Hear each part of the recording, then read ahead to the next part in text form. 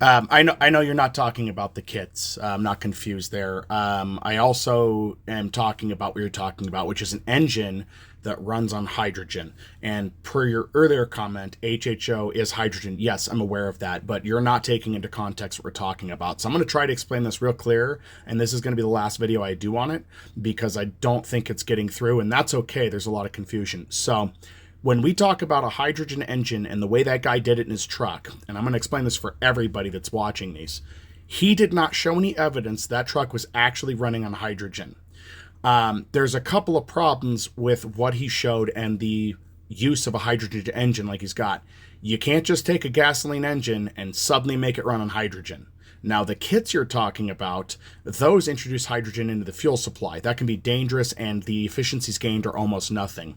In actual science done on just running hydrogen into a gasoline-powered engine, there are lots of problems, such as the gasoline engine was not designed to run hydrogen. People have this fallacy of stating the reason why it wouldn't work that well, and that's that hydrogen is much more explosive. It is. So there's a problem with the seals, problem with the engine composition that may not work well no matter how you meter that. The engine was designed to run on gasoline, not hydrogen. That's like your stopping point one. What I'm talking about, what Toyota's doing, is a true hydrogen engine, or they're calling it a hydrogen cell, meaning there's no combustion. That fuel is hydrogen combined with oxygen to produce energy directly within a fuel cell. There is no combustion. The range is much greater. If you start putting hydrogen into a gasoline engine, let's say you do that for a while and it works, great, you're going to tear up your engine, but the efficiencies are lost. In this video I posted where the guy did a test of that, showing the engine running on hydrogen, he explained the efficiencies were not worth doing it. So you have to look at what does work and doesn't work. And too many people get confused about, well, they put it in there, it works, but how efficient? I looked at that channel more. That guy had to shut down his site due to an unforeseen emergency. So he either blew himself up or he got in trouble for peddling false materials, because it looked like what I could find on the Wayback Machine, his site was selling engine conversion kits to people. You can't just sell those out of your garage. You have to have licensing for that and patents and everything else.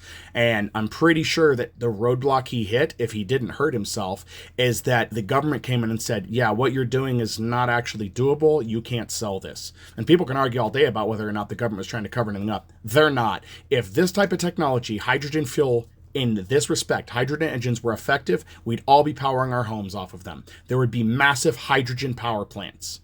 There's not, because that technology does not work. It's inefficient. It wastes more electricity than it produces. This is why you can't hook an alternator up to another alternator to produce free energy.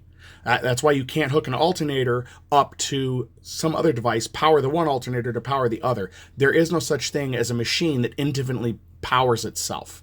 That has been tried in numerous things, and these scams come up over and over and over again. And again, when I do just a Google search and I don't preface, I just say HHO engine, a lot of scammy sites come up with very little news about them actually working. I see offers to buy your own HHO engine conversion kit, HHO engine ready to go. But notice it's only directed towards cars, and they always tout about fuel savings. That's how the scam works. That's why it's a scam. It's a grift, really. They're going to sell you on it. So, and no, and in this, just to take a step further, I do not believe EVs in their current state are good either. This is why I'm looking forward to the promising technology Toyota has. They have a proof of concept for it, showing what it will do. You can go look that up.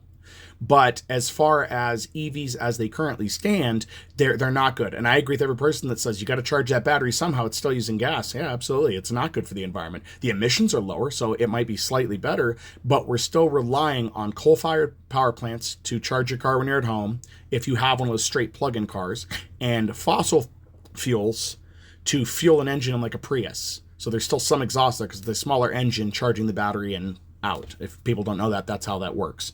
That's why when I went with somebody to go look at cars once, and they're like, I want to get a Prius, it's all electric. And they're like, why is there a gas tank on the Prius? And I'm like, because something's got to charge those batteries. So Teslas are really bad about draining power. So that's why I don't see those as a viable option. They're ridiculous, and people are saving a little bit of money, but not enough to really matter. So your loyalists will be like, I save tons of money driving my Prius. Well, good for you, I guess, but it's not really a more efficient thing, and you're not helping anything. So sorry about the screen blink, guys. I don't know what's going on, but But yeah, just to kind of put that into context there's a better way to use hydrogen gas instead of trying to produce it to run into your car through a machine like that, which is less dangerous, and that's being proven here. So again, I am on all types of energy that comes out in new stuff. I am cautiously optimistic. I don't just immediately believe that what's there is going to work.